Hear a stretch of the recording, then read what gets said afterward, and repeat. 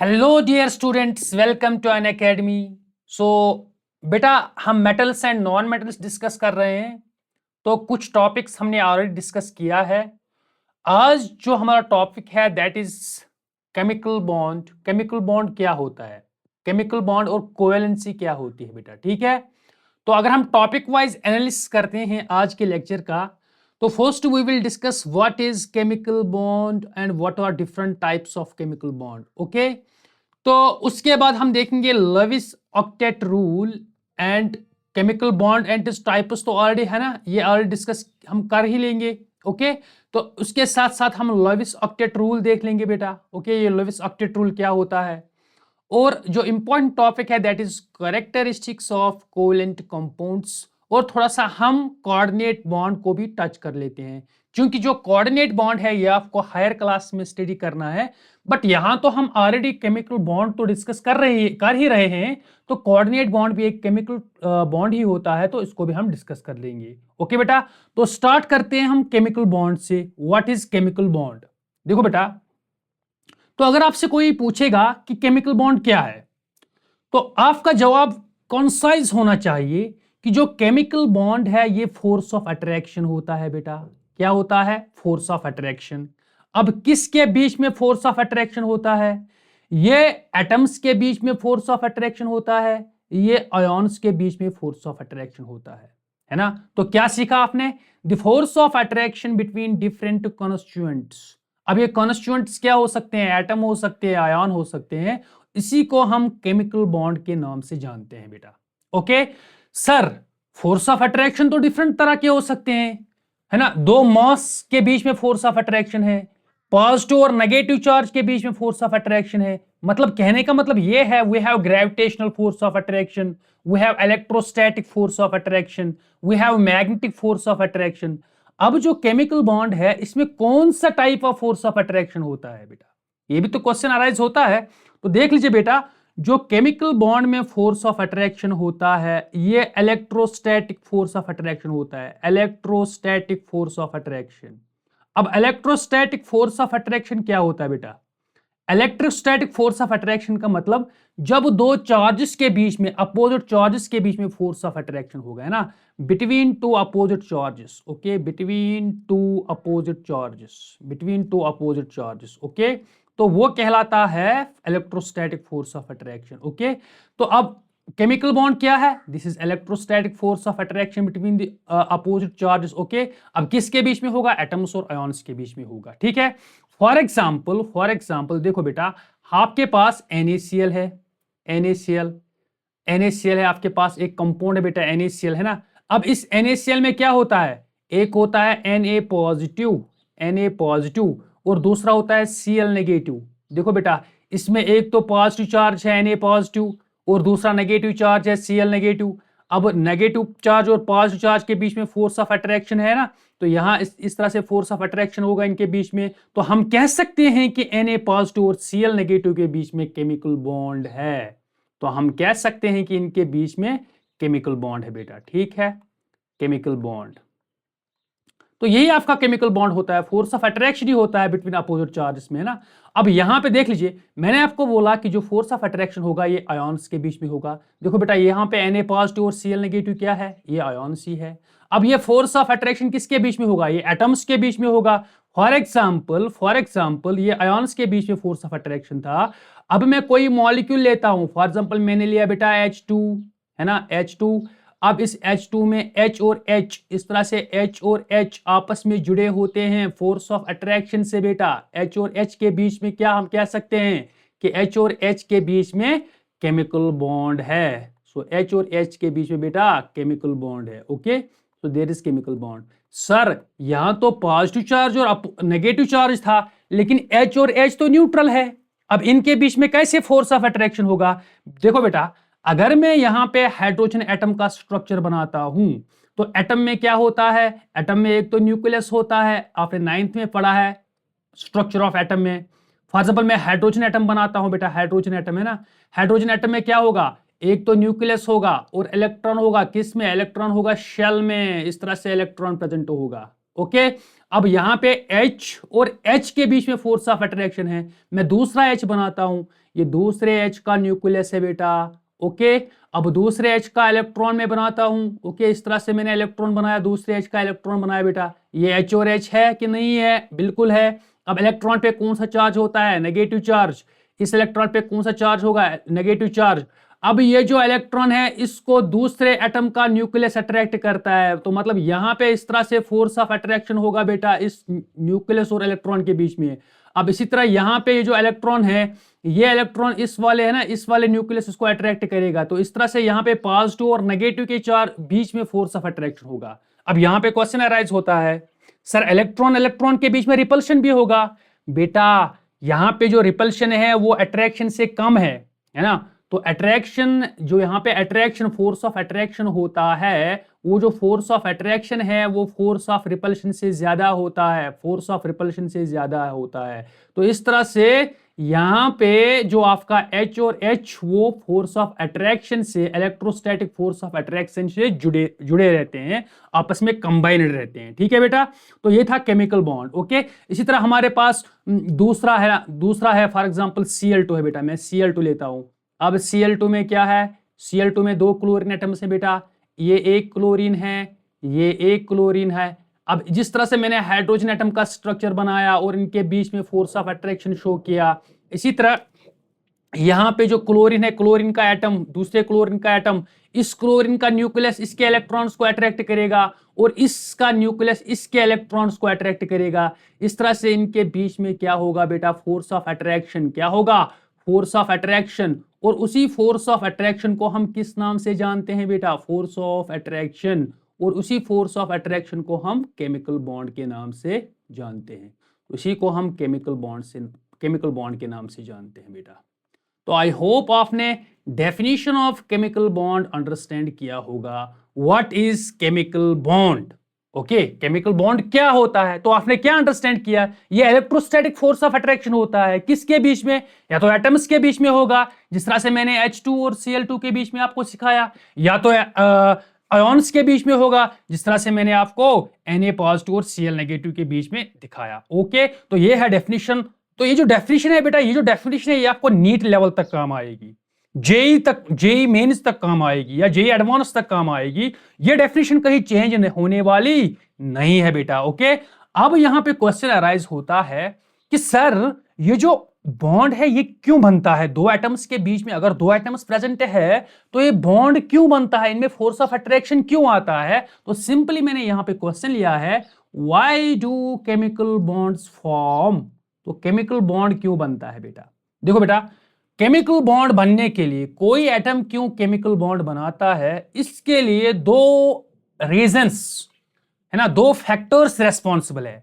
One is called as noble gas configuration and another is called as maximum stability. Maximum stability. देखो बेटा, आपने periodic table तो देखा होगा, पीरियोडिक टेबल तो देखा होगा बेटा। पीरियोडिक टेबल में एक कॉलम है लास्ट वाला कॉलम जो पीरियोडिक टेबल में है, उनको हम कहते हैं नोबल गैसेस। क्या कहते हैं बेटा? Noble gases.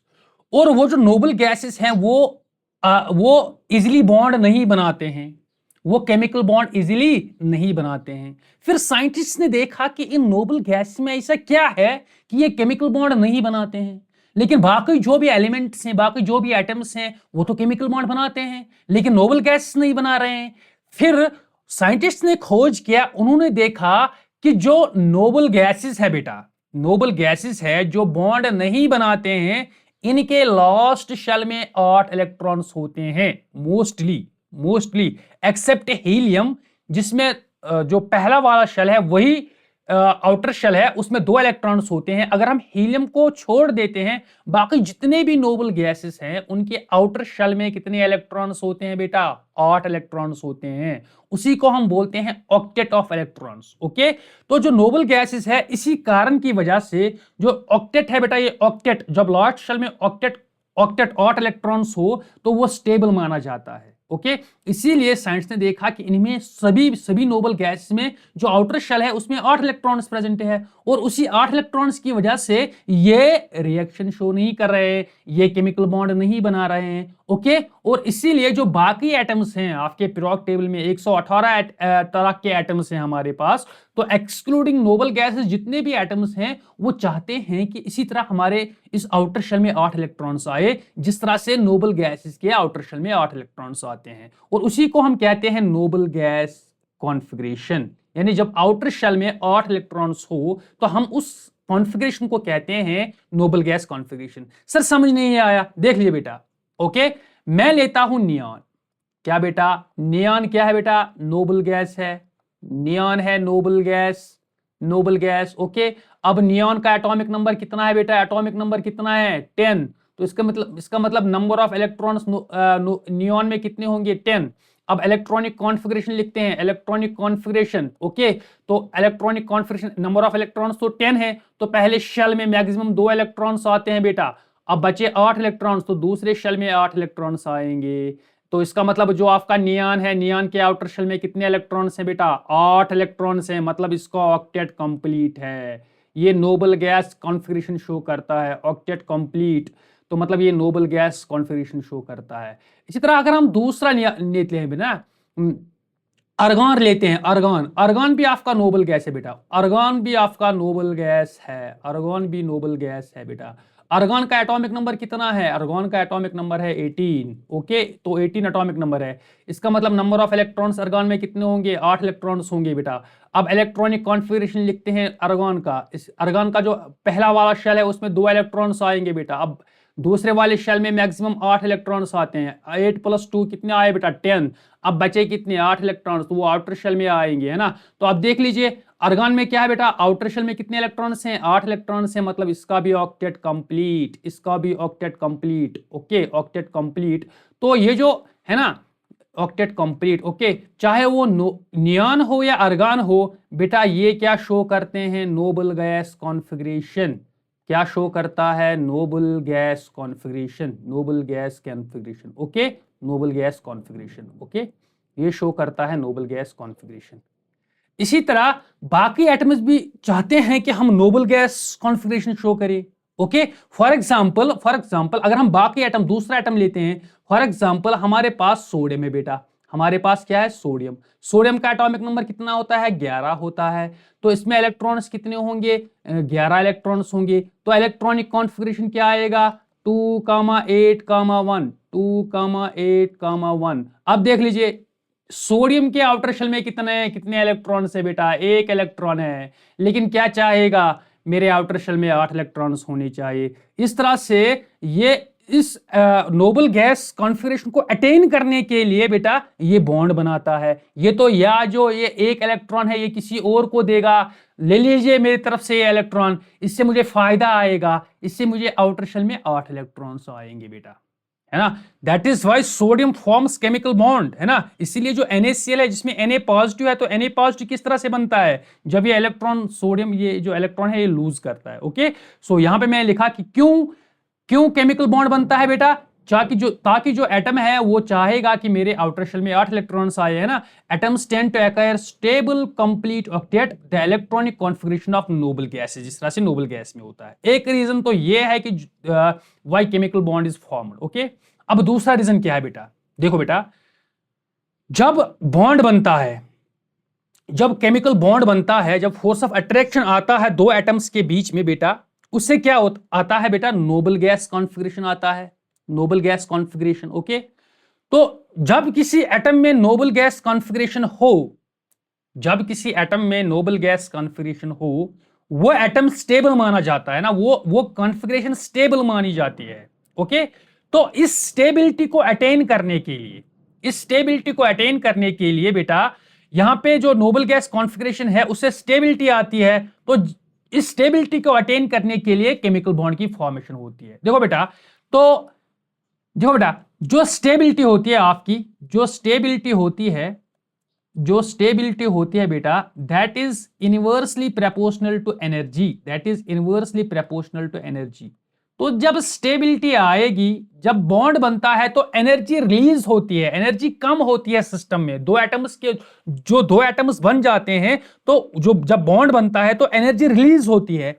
तो जब एनर्जी कम होगी तो स्टेबिलिटी बढ़ेगी बेटा, है ना।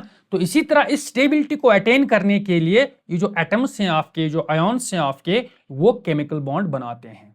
आपने अंडरस्टैंड किया दो रीजंस, एक तो नोबल गैस कॉन्फ़िगरेशन है ना। नोबल गैस कॉन्फ़िगरेशन को अटेन करने के लिए कोई भी एटम या कोई भी आयन केमिकल बॉन्ड बनाता है। ओके, दूसरा क्या रीजन है, स्टेबिलिटी अटेन करने के लिए जब बॉन्ड बनता है तो एनर्जी रिलीज होती है बेटा, एनर्जी रिलीज होगी तो स्टेबिलिटी बढ़ जाएगी। इस स्टेबिलिटी को अटेन करने के लिए तो जो आपका एटम है या आयन है वो केमिकल बॉन्ड बनाता है। ओके बेटा, तो this was the chemical definition of chemical bond and cause of chemical bonding, why chemical bond is formed. Okay, I hope आपने अंडरस्टैंड किया इन दो कंसेप्ट्स को। ओके, अब देख लीजिए उसके बाद आता है कि टाइप्स ऑफ केमिकल बॉन्ड से पहले बेटा हमारा एक कंसेप्ट है that is called as Lewis symbol. Okay, Lewis dot structure या Lewis symbol, Lewis dot structure और लेविस सिंबल। देखो बेटा, लेविस स्ट्रक्चर और लेविस डॉट सिंबल क्या है बेटा, देखो बेटा ये सिंपली रिप्रेजेंटेशन है, किसका रिप्रेजेंटेशन है, एटम का रिप्रेजेंटेशन है। किसके साथ, इसके आउटर इलेक्ट्रॉन्स के साथ। फॉर एग्जांपल मेरे पास कार्बन है बेटा, मेरे पास कार्बन है। ओके, कार्बन का एटॉमिक नंबर कितना है बेटा, 6 is the atomic number of carbon is 6। तो इसका मतलब नंबर ऑफ इलेक्ट्रॉन्स कितने होंगे, 6 इलेक्ट्रॉन्स होंगे। तो इलेक्ट्रॉनिक कॉन्फ़िगरेशन क्या होगा बेटा, इलेक्ट्रॉनिक कॉन्फ़िगरेशन कार्बन का क्या होगा, 2,4। ओके, अब कार्बन का लेविस डॉट स्ट्रक्चर कैसे होगा, कार्बन का लेविस डॉट स्ट्रक्चर कैसे होगा, हम सिंपली क्या करते हैं, हम कार्बन का सिंबल लेते हैं। तो मैंने कार्बन का सिंबल लिया, अब आउटर इलेक्ट्रॉन्स कितने हैं बेटा, 4। तो मैं इन 4 इलेक्ट्रॉन्स को डॉट से रिप्रेजेंट करूंगा कार्बन के सिंबल के साथ। वो जो वहां पे रिप्रेजेंटेशन बन जाएगी वही लेविस डॉट स्ट्रक्चर बन जाएगा, किसका, कार्बन का बेटा, है ना, कार्बन का। तो कार्बन का लेविस डॉट स्ट्रक्चर है ना 1 2, क्योंकि 4 इलेक्ट्रॉन्स है ना बेटा आउटर शेल में, 4 इलेक्ट्रॉन्स है ना, तो मैं ये 4 इलेक्ट्रॉन्स रिप्रेजेंट करूंगा। ये जो सिंबल बना this is called as Lewis dot structure of carbon, this is called as Lewis dot structure of carbon.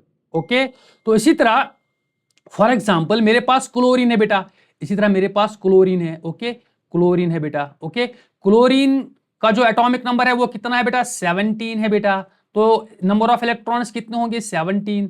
अब इलेक्ट्रॉनिक कॉन्फ़िगरेशन क्या होगा, 2,8,7 है ना, 2,8,7। ओके, तो अब क्लोरीन का लेविस डॉट स्ट्रक्चर बनाता हूं। ओके, तो मैं लिखूंगा क्लोरीन का सिंबल, तो क्लोरीन का सिंबल लिया मैंने, आउटर इलेक्ट्रॉन्स कितने बेटा, 7। तो मैं क्लोरीन के साथ 7 डॉट्स शो करूंगा, 1 2 3 4 5 6 7। तो ये बना Lewis dot structure of chlorine atom. ये किसका लेविस डॉट स्ट्रक्चर बना बेटा, क्लोरीन एटम का। ओके, तो देख लीजिए अब हमें सीखना है कि ये जो एटम है, बॉन्ड फॉर्मेशन है, ये किस तरह से होती है। अब हमें सीखना है कि लेविस डॉट स्ट्रक्चर ने क्या एक्सप्लेन किया। इससे एक्सप्लेन होता है कि जो एक कंपाउंड है, उस कंपाउंड में हर एक एटम का जो ऑक्टेट है वो किस तरह से कंप्लीट होगा। ओके, तो हम लिखेंगे ऑक्टेट रूल। ओके, हम लिखेंगे बेटा ऑक्टेट रूल, है ना, लेविस ऑक्टेट रूल। यहां पे हम सीखेंगे लेविस ऑक्टेट रूल को। देखो बेटा, Lewis octet rule, Lewis octet rule.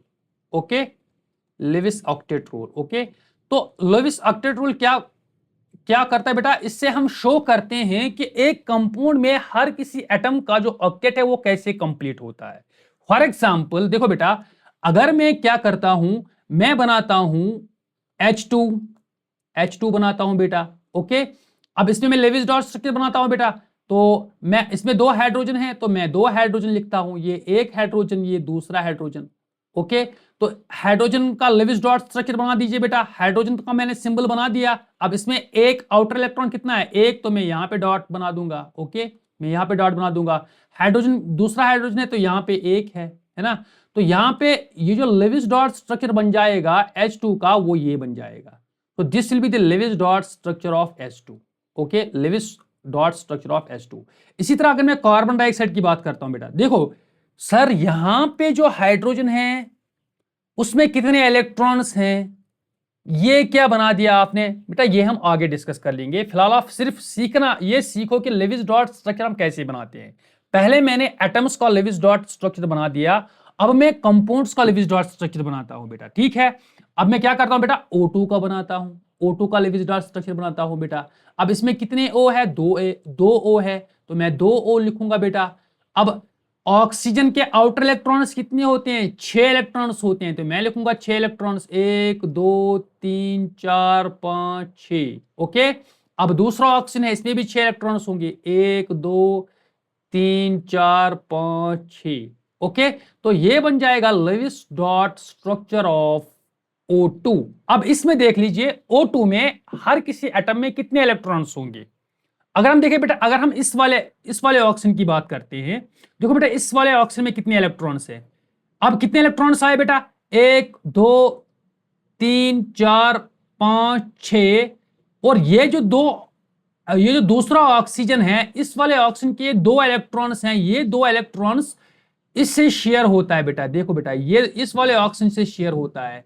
अब इस वाले ऑक्सीजन के कितने इलेक्ट्रॉन्स आए, 1 2 3 4 5 6 7 8।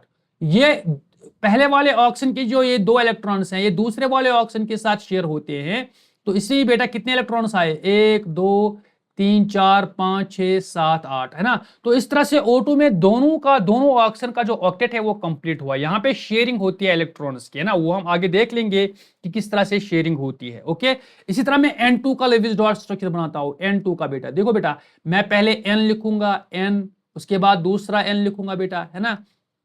ओके, तो अब नाइट्रोजन के आउटर इलेक्ट्रॉन्स कितने होते हैं, 5 होते हैं, कितने चाहे 3, वो जो 3 है वो दूसरे ये आपस में शेयर कर लेंगे बेटा, है ना।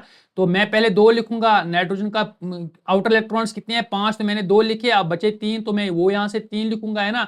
तो इस तरह से नाइट्रोजन का लेविस डॉट स्ट्रक्चर बना बेटा। इस तरह दूसरे वाले नाइट्रोजन का मैं लेविस डॉट स्ट्रक्चर बनाता हूं। ओके, ये बना दिया मैंने लेविस डॉट स्ट्रक्चर दूसरे वाले नाइट्रोजन का, और ये जो टोटल लेविस डॉट स्ट्रक्चर बना, ये N2 का लेविस डॉट स्ट्रक्चर बना। I hope you are getting the concept here.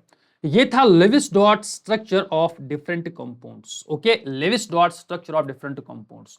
अब आपके लिए होमवर्क है बेटा, होमवर्क क्या है कि आप H2O का लेविस डॉट स्ट्रक्चर बना दीजिए बेटा।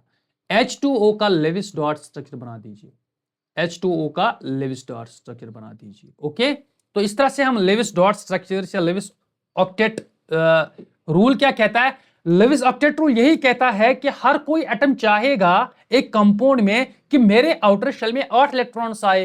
देखो बेटा, यहां पे भी इस ऑक्सीजन में 8 इलेक्ट्रॉन्स आए शेयरिंग से, यहां पे भी इस ऑक्सीजन में 8 इलेक्ट्रॉन्स आए। अगर अब बेटा हम इस वाले नाइट्रोजन की बात करते हैं, देखो बेटा यहां पे भी 8 इलेक्ट्रॉन्स आए इस वाले नाइट्रोजन में, यहां पे भी 8 इलेक्ट्रॉन्स आए इस वाले नाइट्रोजन में, है ना। तो आउटर इलेक्ट्रॉन्स कितने आने चाहिए, 8 आने चाहिए, तभी तो आपका जो बॉन्ड है वो बनता है, तभी आपके जो एटम्स हैं वो केमिकल बॉन्ड बनाते हैं, तभी आपके एटम्स हैं वो कंपाउंड्स बनाते हैं। ओके, तो I hope you are getting the concepts. तो हम अभी तक हमने केमिकल बॉन्ड का definition, why do chemical bonds form, cause of chemical bond, और लेविस डॉट स्ट्रक्चर्स बेटा आपको अंडरस्टैंड किया। ओके, अब जो आपका नेक्स्ट टॉपिक है that is types of chemical bonds. देखो बेटा, हमारे पास डिफरेंट तरीके से केमिकल बॉन्ड बनता है। हमारे पास जो केमिकल बॉन्ड बनता है वो डिफरेंट मेथड से बनता है, डिफरेंट तरीकों से बनता है। अब वो क्या है सर, वो डिफरेंट तरीके क्या है, वो आप धीरे धीरे समझ लोगे बेटा, है ना। अभी हमारा जो टॉपिक है that is covalent bond. Covalent bond किस तरह से बनता है वो हम डिस्कस कर लेंगे, है ना। तो देखो बेटा, मेजरली जो आपके केमिकल बॉन्ड्स हैं वो दो तरह के हो सकते हैं, एक होता है स्ट्रॉन्ग बॉन्ड और दूसरा होता है वीक बॉन्ड। बेटा जो केमिकल बॉन्ड है बेटा दो तरह के हो सकते हैं, एक होता है स्ट्रॉन्ग बॉन्ड और दूसरा होता है weak bond. Okay, strong bond के डिफरेंट बॉन्ड टाइप्स होते हैं, एक होता है कोवेलेंट बॉन्ड, दूसरा होता है आयोनिक और इलेक्ट्रोवैलेंट बॉन्ड। ओके, तीसरा होता है कोऑर्डिनेट बॉन्ड और चौथा होता है मेटेलिक बॉन्ड। क्या क्या मैंने बोला बेटा, स्ट्रॉन्ग बॉन्ड्स में कोवेलेंट बॉन्ड, आयोनिक और इलेक्ट्रोवैलेंट बॉन्ड, कोऑर्डिनेट बॉन्ड। ये जो 3 बॉन्ड्स हैं ये तो मैं डिस्कस कर लूंगा बेटा। ये जो मेटेलिक बॉन्ड है ये आपको क्या करना है बेटा, ये आपको हायर क्लास में स्टडी करना है। ओके, वीक बॉन्ड्स में आते हैं, एक तो आता है आपका हाइड्रोजन बॉन्ड, ओके, और दूसरा आता है वैन डर वाल्स बॉन्ड। ये भी आपको बेटा हायर क्लास में स्टडी करना है। तो कहने का मतलब ये है कि हमें इस क्लास में एक तो कोवेलेंट बॉन्ड पढ़ना है, दूसरा आयोनिक बॉन्ड पढ़ना है और तीसरा कोऑर्डिनेट बॉन्ड पढ़ना है। ओके, तो अब स्टार्ट करते हैं हम कोवेलेंट बॉन्ड से बेटा, है ना। अब कोवेलेंट बॉन्ड क्या होता है, कोवेलेंट बॉन्ड क्या होता है, देखो बेटा, कोवेलेंट बॉन्ड, बॉन्ड मतलब फोर्स ऑफ अट्रैक्शन, ये वो फोर्स ऑफ अट्रैक्शन है या ये वो केमिकल बॉन्ड है जो बनता है, कैसे बनता है, by the mutual sharing of electrons. तो यहां पे जो दो इलेक्ट्रॉन्स हैं वो आपस में इलेक्ट्रॉन्स शेयर करते हैं, तो उस शेयरिंग की वजह से दो एटम्स के बीच में फोर्स ऑफ अट्रैक्शन आता है, और उसी फोर्स ऑफ अट्रैक्शन को हम कोवेलेंट बॉन्ड के नाम से जानते हैं बेटा, है ना। सो chemical bond that is formed by mutual sharing, mutual sharing मतलब इक्वल शेयरिंग। अगर एक एटम दो इलेक्ट्रॉन शेयर करेगा तो दूसरा एटम भी दो इलेक्ट्रॉन ही शेयर करना चाहिए एक कोवेलेंट बॉन्ड बनाने के लिए, है ना। तो chemical bond formed by mutual sharing of electrons between atoms और ions are known as covalent bond. Okay, तो अब जो एक कोवेलेंट बॉन्ड है बेटा, ये हमेशा दो नॉन मेटल्स, जनरली कुछ एक्सेप्शंस हैं, लेकिन जनरली ये दो नॉन मेटल्स के बीच में बनता है, दो नॉन मेटल्स के बीच में कोवेलेंट बॉन्ड बनता है। मैंने क्या बोला, जो जो कोवेलेंट बॉन्ड है ये वो केमिकल बॉन्ड है जो बन जाता है, कैसे बन जाता है, by the equal sharing of electrons, electrons की शेयरिंग की वजह से जो फोर्स ऑफ अट्रैक्शन बनता है, जो केमिकल बॉन्ड बनता है, उसको हम कोवेलेंट बॉन्ड के नाम से जानते हैं। फिर मैंने बोला कि दो जनरली दो नॉन मेटल्स, जो दो आपके दो नॉन मेटल्स हैं वो आपस में केमिकल बॉन्ड बनाते हैं। ओके, तो एग्जांपल्स हम डिस्कस कर लेते हैं कि कोवेलेंट बॉन्ड क्या होता है बेटा, एग्जांपल्स। ओके, तो एग्जांपल्स हम डिस्कस कर लेते हैं कुछ मॉलिक्यूल्स का बेटा, ठीक है। तो हमारे पास O2 कुछ मॉलिक्यूल्स है बेटा, N2 है ना, N2, okay, H2, okay, H2, okay, H2O, ये मॉलिक्यूल्स है, इनका हम डिस्कस कर लेंगे बेटा, ठीक है। देखो, अब पहले हम O2 देख लेते हैं बेटा, O2 की कोवेलेंट बॉन्ड किस तरह से बनता है, अभी तो मैंने थोड़ा सा सिखा दिया, अब पूरा सीखते हैं बेटा। O2, ओके, O2 को हम देखते हैं बेटा, ठीक है। O2 देखो बेटा, जो O2 है, O2 का लेविस डॉट स्ट्रक्चर बना दीजिए बेटा, O2 का लेविस डॉट स्ट्रक्चर बना दीजिए। मैं O लिखता हूं, O के ऑक्सीजन के आउटर इलेक्ट्रॉन्स कितने होते हैं बेटा, ऑक्सीजन के आउटर इलेक्ट्रॉन्स 6 होते हैं, तो मैं लिखूंगा 1 2 3 4 5 6। ये मैंने आउटर इलेक्ट्रॉन लिखा किसका, ऑक्सीजन का। अब इसमें दूसरा ऑक्सीजन है, दूसरा ऑक्सीजन इधर आएगा बेटा, है ना। तो यहां पे इसका लेविस डॉट स्ट्रक्चर बना दीजिए, 1 2 3 4 5 6। देखो बेटा, इस वाले ऑक्सीजन में भी 6 इलेक्ट्रॉन्स हैं, आउटर इलेक्ट्रॉन्स, इस वाले ऑक्सीजन में भी 6 आउटर इलेक्ट्रॉन्स हैं, लेकिन यहां पे ऑक्सीजन चाहेगा, दोनों ऑक्सीजन चाहेंगे कि हमारे आउटर शेल में 8 इलेक्ट्रॉन्स आने चाहिए। अब ये दोनों ऑक्सीजन क्या करते हैं, ये इस दूसरे वाले, ये वाला ऑक्सीजन दूसरे वाले ऑक्सीजन को बोल रहा है कि आपको भी 2 इलेक्ट्रॉन्स की कमी है, मुझे भी 2 इलेक्ट्रॉन्स की कमी है, आप मुझे 2 इलेक्ट्रॉन्स दो, मैं आपको 2 इलेक्ट्रॉन्स देता हूं, हम म्यूचुअल शेयरिंग करते हैं, इक्वल शेयरिंग करते हैं। अगर इसने बेटा, कोवेलेंट बॉन्ड में हमेशा म्यूचुअल शेयरिंग होती है, इक्वल शेयरिंग होती है। अगर ये वाला ऑक्सीजन इसको 2 इलेक्ट्रॉन शेयर करेगा तो ये वाला ऑक्सीजन भी इसको 2 इलेक्ट्रॉन शेयर करना चाहिए। तो देखो बेटा, यहां पे क्या होता है, यहां पे ये वाला ऑक्सीजन इसको 2 इलेक्ट्रॉन्स देगा, तो इस तरह से यहां पे जो बीच वाले 4 इलेक्ट्रॉन्स हैं, ये दोनों के बीच में शेयर होंगे। अब इस वाले ऑक्सीजन में आउटर इलेक्ट्रॉन्स कितने आए बेटा, 1 2 3 4 5 6 7 8, तो ये राजी बेटा। अगर इसने इसको 2 इलेक्ट्रॉन्स दिए शेयरिंग करने के लिए, तो ये भी पहला वाला ऑक्सीजन भी दूसरे वाले ऑक्सीजन को 2 इलेक्ट्रॉन्स देगा। तो इसका मतलब इसका भी ऑक्टेट कंप्लीट और इसका भी ऑक्टेट कंप्लीट, दोनों मियां बीवी राजी, तो क्या करेगा, काजी, है ना, मियां बीवी राजी तो क्या करेगा, काजी। अब दोनों को ऑक्टेट कंप्लीट हुआ बेटा, दोनों को ऑक्टेट कंप्लीट हुआ, तो ये कंबाइंड फॉर्म है। अब इस शेयरिंग की वजह से इन दोनों के बीच में फोर्स ऑफ अट्रैक्शन आएगा, तो बेटा ये, तो इस O2 को हम देखो बेटा, एक इलेक्ट्रॉन शेयर करने से एक कोवेलेंट बॉन्ड बनता है। तो यहां पे बेटा कितने इलेक्ट्रॉन शेयर है, 4 इलेक्ट्रॉन्स बेटा, 2 पेयर, एक कोवेलेंट बॉन्ड बनाता है, तो दूसरा पेयर क्या बनाएगा, दूसरा कोवेलेंट बॉन्ड, जो that is why we show that O2 को हम O डबल बॉन्ड O के नाम से जानते हैं। है ना।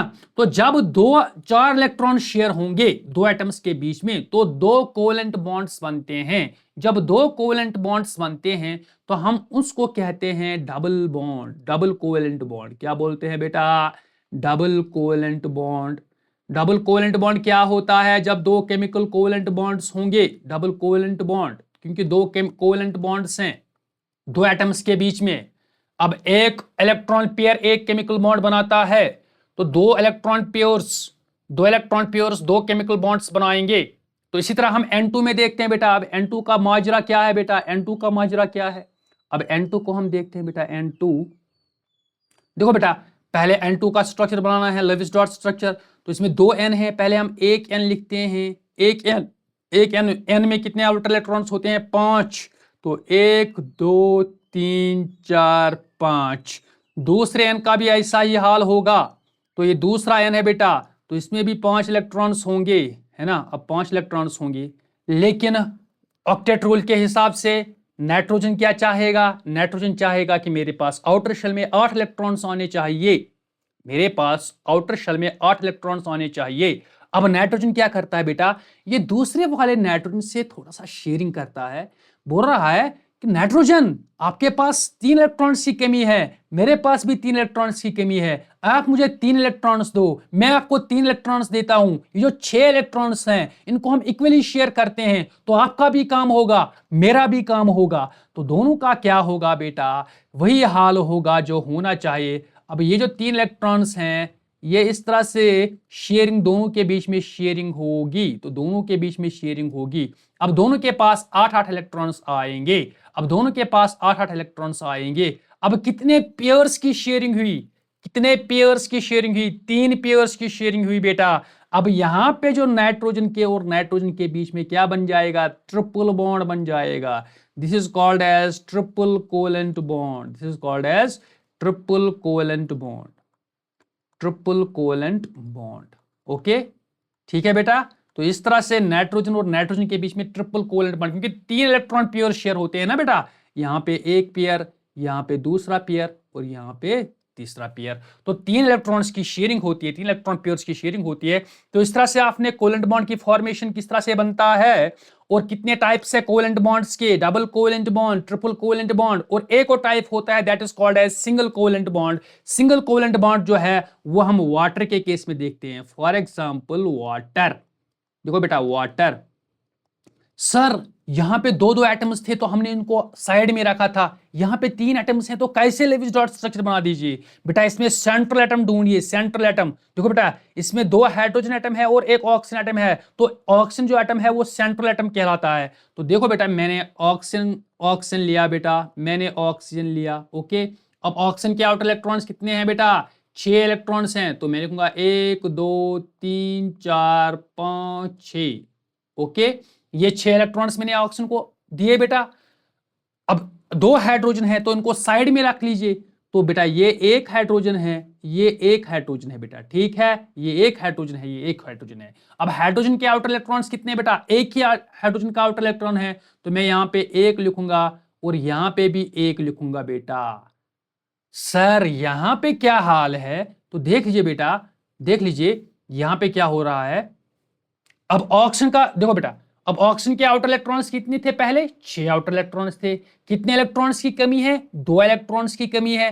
तो हाइड्रोजन के पास एक इलेक्ट्रॉन है, दूसरे हाइड्रोजन के पास दूसरा इलेक्ट्रॉन है। तो ये जो ऑक्सीजन है ये दोनों हाइड्रोजन को बोलेगा कि हाइड्रोजन आप मुझे एक एक इलेक्ट्रॉन दो, मैं तो अमीर हो जाऊंगा, मैं तो अमीर हो जाऊंगा। तो अब क्या, हाइड्रोजन तो बेचारा है ना, ये तो मजबूर है, ये खुद भी चाहता है कि मेरा कुछ हाल हो जाए, मैं भी स्टेबल बन जाऊं। तो अब ऑक्सीजन क्या करता है बेटा? ये जो हाइड्रोजन है, ये वाला हाइड्रोजन, ये जो एक इलेक्ट्रॉन है ये इस एक इलेक्ट्रॉन से शेयर करता है बेटा। कोवेलेंट बॉन्ड में हमेशा म्यूचुअल शेयरिंग होती है। तो अगर यहां पे हाइड्रोजन ने एक इलेक्ट्रॉन दिया तो ऑक्सीजन भी एक इलेक्ट्रॉन देगा, तो यहां पे हाइड्रोजन और ऑक्सीजन के बीच में बॉन्ड बन जाएगा। ओके, अब ऑक्सीजन के कितने इलेक्ट्रॉन की कमी है? एक इलेक्ट्रॉन की कमी है, क्योंकि एक इलेक्ट्रॉन तो इस हाइड्रोजन ने दिया शेयरिंग करने के लिए। अब दूसरा वाला हाइड्रोजन इस ऑक्सीजन को देगा शेयरिंग करने के लिए। तो यहां पे एक और इलेक्ट्रॉन आएगा दूसरे वाले किससे? हाइड्रोजन से। अब देख लीजिए हाइड्रोजन के कितने इलेक्ट्रॉन्स आए बेटा? सॉरी, ऑक्सीजन के कितने इलेक्ट्रॉन्स आए?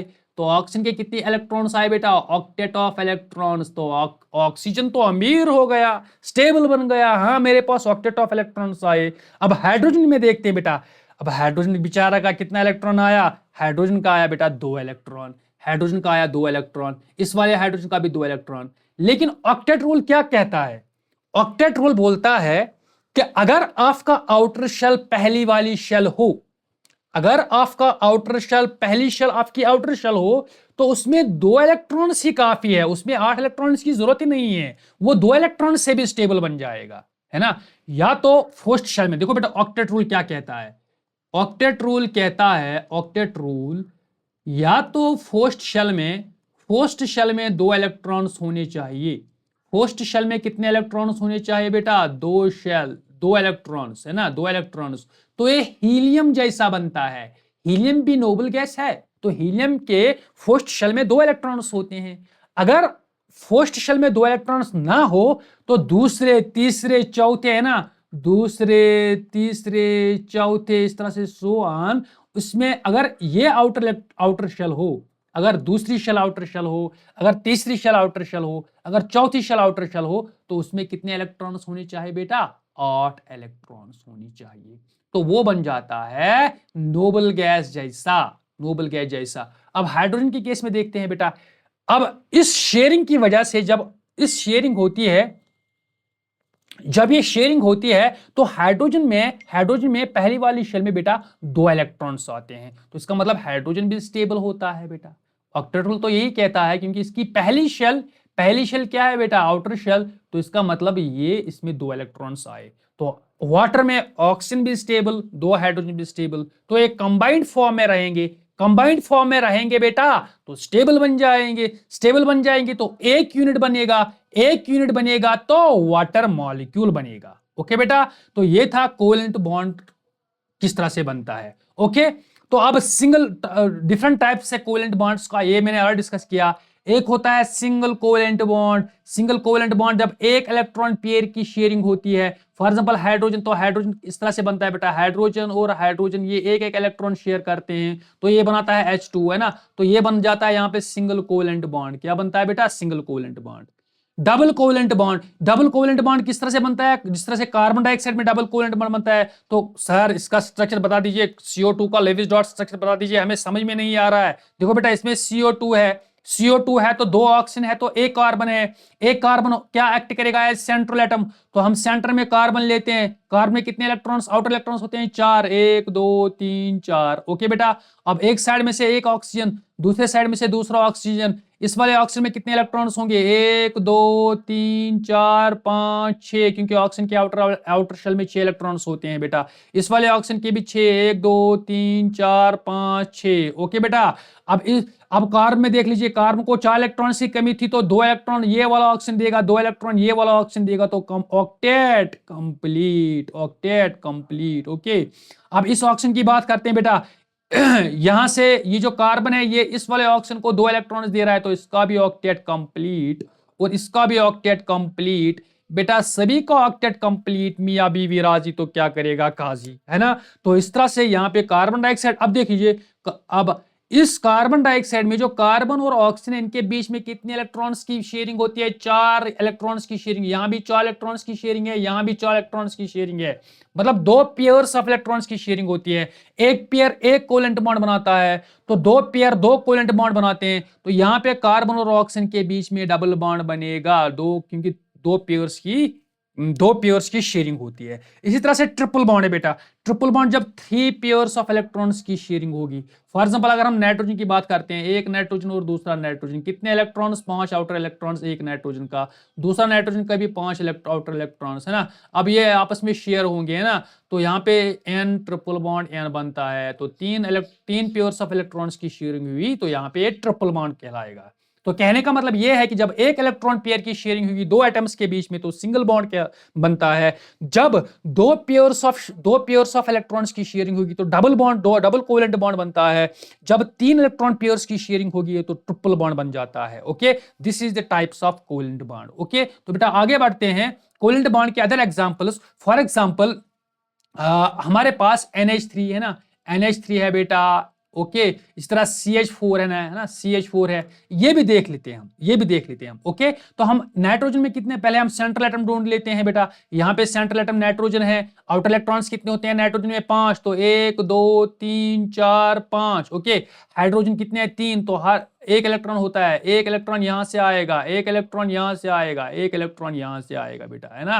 तो इस तरह से देख लीजिए, हाइड्रोजन में 2 इलेक्ट्रॉन्स आएंगे और नाइट्रोजन में 5 इलेक्ट्रॉन्स आएंगे बेटा। तो यहाँ पे इस तरह से NH3 बन जाएगा, NH3 NH3 NH3, तो सिंगल बॉन्ड बन जाता है। ओके, इसी तरह से CH4 की अगर हम बात करते हैं, इसमें सेंट्रल एटम कौन सा है बेटा, कार्बन, तो कार्बन लिख लीजिए। ओके, कितने इलेक्ट्रॉन्स हैं, 4, 1 2 3 4। ओके, अब हाइड्रोजन की बात करते हैं, कितने हाइड्रोजन है, तो 4 हाइड्रोजन है। एक हाइड्रोजन में एक इलेक्ट्रॉन होता है आउटर इलेक्ट्रॉन, एक दूसरा हाइड्रोजन, तीसरा हाइड्रोजन और चौथा हाइड्रोजन। ओके, अब देख लीजिए, हर ये जो 2 इलेक्ट्रॉन है, दो कार्बन और हाइड्रोजन के बीच में जो 2 इलेक्ट्रॉन से इनकी शेयरिंग होगी, इस तरह से कार्बन का ऑक्टेट कंप्लीट होगा और हाइड्रोजन का डुप्लेट कंप्लीट होगा। तो इस तरह से CH4 का स्ट्रक्चर बन जाएगा, CH4 का स्ट्रक्चर बन जाएगा। तो this were the other examples of covalent bonds. Okay, तो अब हम पढ़ते हैं, देखो बेटा, covalent compounds, properties of covalent compounds. तो कोवेलेंट कंपाउंड्स क्या होते हैं बेटा, है ना।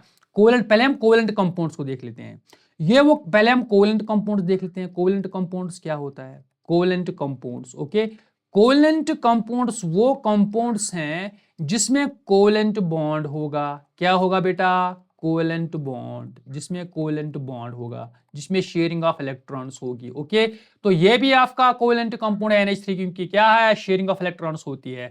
CH4 भी आपका कोवेलेंट कंपाउंड है। इस तरह O2 आपका कोवेलेंट कंपाउंड है, H2 आपका कोवेलेंट कंपाउंड है, N2 आपका कोवेलेंट कंपाउंड है, O2 आपका कोवेलेंट कंपाउंड है। ओके, अब इनकी प्रॉपर्टीज हमें देखनी है, इनकी प्रॉपर्टीज हमें देखनी की, फिजिकल प्रॉपर्टीज हमें देखना बेटा, इनकी फिजिकल प्रॉपर्टीज, है ना।